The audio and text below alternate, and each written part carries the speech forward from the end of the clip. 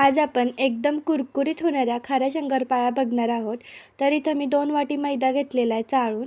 त्याच्यामध्ये आता मोहन घालायचं आहे आपल्याला. तर मोहन करण्यासाठी 2 पळी मी तेल घेतलेलं आहे आणि ते कडक गरम करून त्याच्यामध्ये घालायचं आहे. थोडीशी ओवा वाटून घेतलेला आहे, चवीपुरतं मीठ आणि तुम्हाला जसं आवडेल तसं तिखट घालायचं. आता मला जसं आवडेल तेवढं तिखट घातलं आहे आणि त्याच्यामध्ये आता हे जे मोहन आहे ते आपण ह्याच्यामध्ये घालूयात आणि एकदम एकजीव होईपर्यंत हे सगळं मिक्स करून घ्यायचं आणि नंतर मग जिरे घालून घ्यायचं. तर आता हळद याच्यामध्ये ऑप्शनल आहे, कारण हळद जर घातली तर ह्या शंकरपाळ्या फुसक्या होतात आणि बिना हळदीच्या एकदम कुरकुरीत होतात. तर त्यानंतर मग मी जिरं टाकून घेतलं. हे पण जिरंसुद्धा बारीक वाटून घेतलेलं आहे आणि थंड पाण्यामध्ये हे पीठ मळून घ्यायचं आहे. नॉर्मल आपण कणकीला मळतो तसं मळलं तरी चालतं आहे.